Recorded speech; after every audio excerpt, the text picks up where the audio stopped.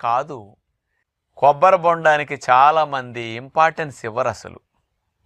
దాన్ని తేలిగ్గా తీసి అవతల పడేస్తూ ఉంటారు. ఈ ప్రకృతిలో అసలు పొల్యూషన్ కానిది స్వచ్ఛమైనది ఇప్పటికీ ఉందంటే ఒక కొబ్బరి నీరే. మిగతావన్నీ మనం తినే పండ్లు, కూరగాయలు, దుంపలు, ఆకుకూరలు, గింజలు, ఇవన్నీ ఎరువులో, పురుగు మందులో, కెమికల్స్, కార్బైడో, వాతావరణంలో కాలుష్యమో అన్ని లోపలికి వెళ్ళుంటాయి.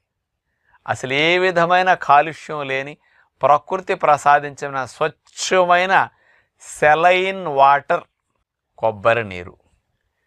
కొబ్బరి నీరుని ఏమన్నా తెలుసా కదా? Saline water.